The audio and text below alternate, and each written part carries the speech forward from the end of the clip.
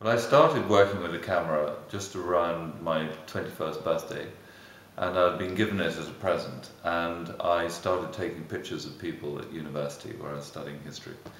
And then I decided that rather than pursue a sensible career in something, I would try and see what a year spent working for a photographer in London would be like. And I was very lucky who I worked for as an assistant, sweeping up, making coffees, and generally being an oily rag in the studio.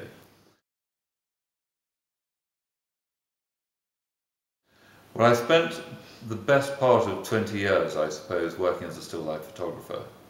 And I happened to be working for an agency called Les Adverts on Perrier, and they had a very still life photographic commercials shoot to do, which was very complex in terms of marrying images of moving water with animation.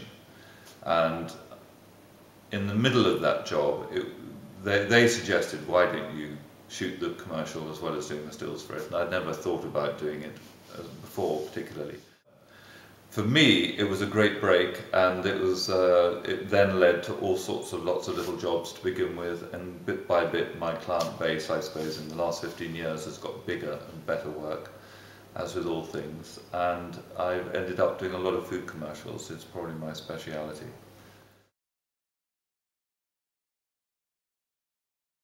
Choreography of it, the enjoyment I get from working with a crew rather than on my own or just an assistant, which I did for years and years doing stills, I find that sort of collaboration and the friendships that develop makes for a more interesting life, and it just seems more multi-dimensional. You've obviously got the soundtrack, the music and the voiceovers. You've got the flow of the edit, which I find a really interesting process working with good editors, and it's still delivers the satisfaction of producing images, which is fundamentally why I'm drawn to directing anyway, as I was as a photographer. You need immense patience. You very often can be shooting one thing 15, 20 times, the same thing that you sort of knock down, build up, especially with food photography. And you just got to keep going because you know when it's right, and then you can move on, and you just can't let something go unless it's sort of perfect, at least I can't. So patience is one thing, perfectionism is another in what I do. Obviously if I was involved in doing pop promos or something a lot more shoot from the hip, that whole style, then you would probably be less aiming for a particular goal with each individual shot. You'd be looking for a feel, and then in the edit you would then make the film there. You need to obviously be dealing with people, both convincing them that your ideas are worth pursuing, being polite so that if you want to move the way they're thinking and you don't quite agree with it, so you're not rude to them or sort of make them feel as though they're being sort of pushed around. And I think you've got to acknowledge, when you are on the wrong track and somebody makes a good suggestion, just to follow it and be humble enough to do it. Because there are lots of very talented people out there. And so good suggestions, just take them on board and don't feel as though you're losing the authorship just because somebody else has suggested something on the way. Runners who want to get into becoming cameraman and ultimately directors, there is a natural progression where, having been a runner on a film, you then might start to learn from one of the crews how to load film, for instance, and then from being a loader you could become a clapper loader, so you're then sort of doing the sound and the loading the film.